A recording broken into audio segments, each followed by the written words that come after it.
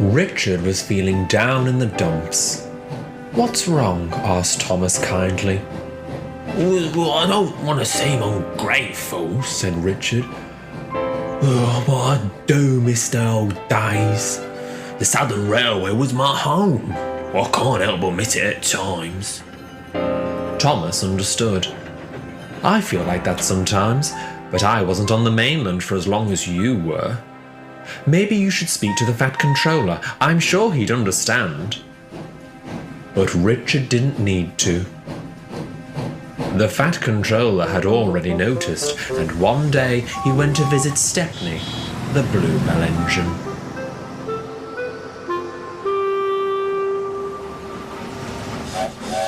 "I have a steam locomotive of great interest," he smiled.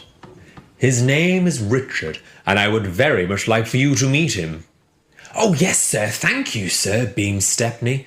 "I'm sure you'll have a lot in common. He is an ex-Southern Railway engine, too." Stepney was thrilled.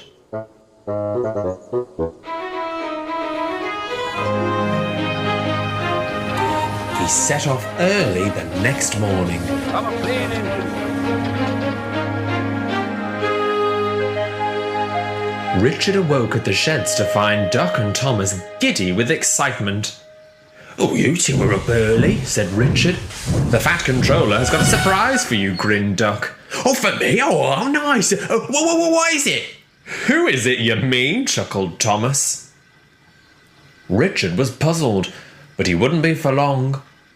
The signal dropped, and from far away an engine whistled. "Here he comes!" yelled Duck. Stepney puffed into view. The engines whistled and cheered. This abruptly woke Gordon up, who was most annoyed.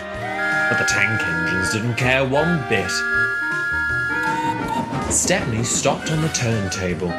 He looked over to Richard. "Hello," he peeped. Richard was aghast. "Oh, you're Stepney." "Well, that's me." "Oh, the Bluebell engine." "Oh, that's me." From the Bluebell Railway." "That's me again," laughed Stepney. "I can't believe it. You're only the most famous tank engine in the world." Oh, sorry, Thomas. I mean, one of the most famous tank engines in the world." "That's very kind of you to say so. I've heard many stories about you, Richard. I must say, you've certainly left your mark here on Sodor." Richard was most flattered. As the engines were prepared for a day's work, they talked and laughed. Stepney and Richard reminisced about the old days of the Southern Railway. "I'm surprised you don't pull the boat train," observed Stepney. "Your class were excellent at it." "Well, I didn't realise we had one," said Richard. "Ah, yes, Bear pulls it mostly. Maybe you should give it a try," encouraged Duck. "Oh, no, I can't.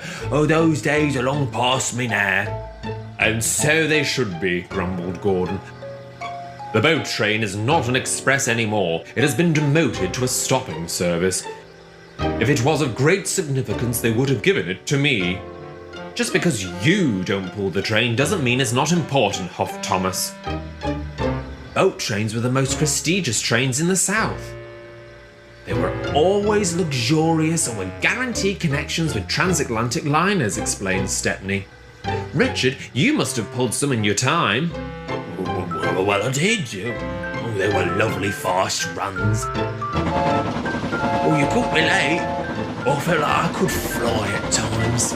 Oh, and the coaches, they were so beautiful. It really was a golden age of travel. But things changed," sighed Richard.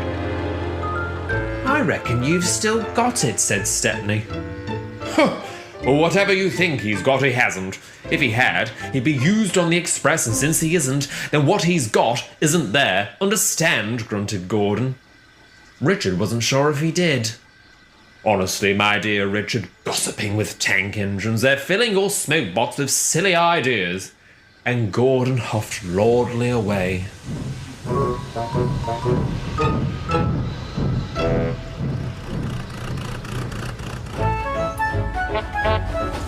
Stepney was put to work along the branch lines. Everyone was pleased to see him. But even though Stepney was having a lovely time, he couldn't stop thinking about what Gordon had said. Richard has still got it, he puffed to himself. Gordon needs to see that.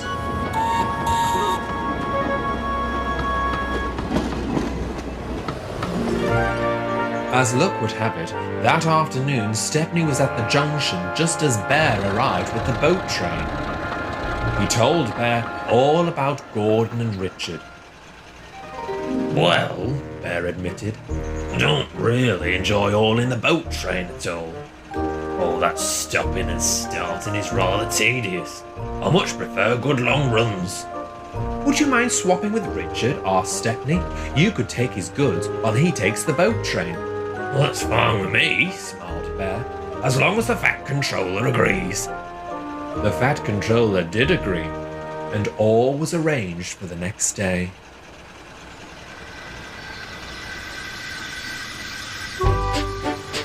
News quickly spread around the yard. Reliving the past, eh, Richard? How adorable. Oh, it is, isn't it? Replied Richard sweetly. He's patronising you. Take no notice, grumbled Duck. I think, Gordon, you'll be pleasantly surprised, said Stepney. I'll be the judge of that, Gordon remarked, and he huffed away to collect his express.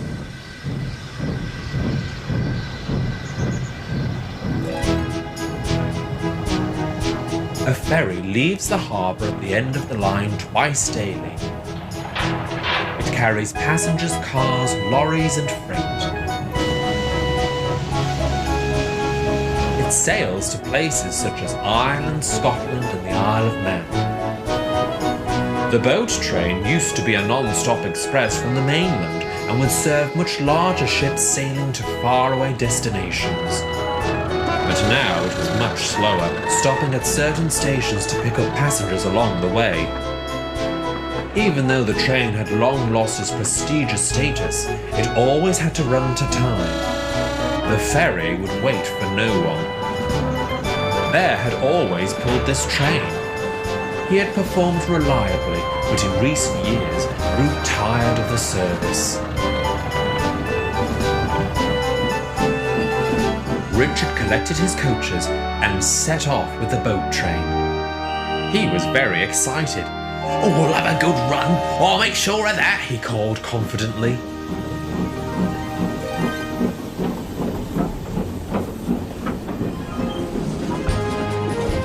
Richard was as good as his word. He picked up speed and hurried along the main line. At each station he stopped at, he quickly collected his passengers. Oh, get in quickly, please. Oh, we don't want to miss your boat, he announced. They did so, and Richard would rapidly accelerate out of the station. The driver and fireman, through no encouragement of their own, were surprised at how fast Richard was moving. We'll be ahead of time at this rate, noted the driver.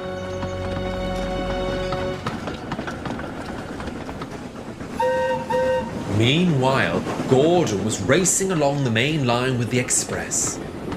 Ahead, he could see Richard picking up passengers at a station.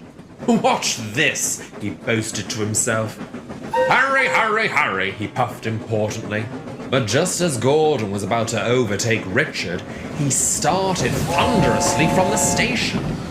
Gordon gloated as he glided past, but the last coach of his train had barely passed Richard when suddenly Richard was matching Gordon's speed. Within no time, Richard began to undertake the train. What on earth? Exclaimed Gordon. Come on, come on, come on, boat train coming through. And Richard flew by. He can't do that, that's the slow line, cried Gordon. After him, Gordon, shouted his driver. We can't have him show you up like this. Gordon gave chase, but couldn't catch up. Richard had unwittingly outpaced the express. Look, pointed the fireman. He's slowing down to stop at a station. We've got him now, old boy, the driver cheered. Richard stopped happily at the station. Gordon rocketed past. Anyone would think he was pulling the express, snorted Gordon angrily. Someone did think he was pulling the express. The signalman slowed the express and switched Gordon onto the slow line. The distance signal warned of a red signal ahead. "What's going on?" huffed Gordon. Stepney was shunting trucks in the yard at Edwards Station when Gordon clanked in.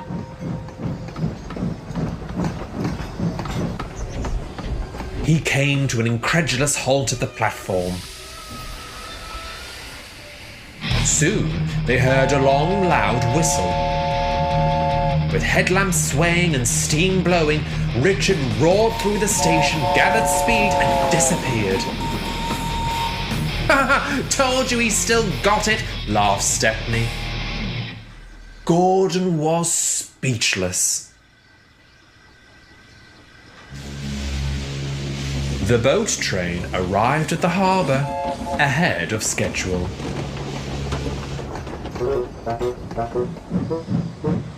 That evening, the Story had arrived back at the sheds before Gordon. I don't know," said a voice. "Whatever you think he's got, he hasn't. If he had, he'd be used on the express, and since he isn't, then what he's got isn't there. Do you agree?" Gordon wasn't sure who the voice belonged to, so decided to remain respectfully silent.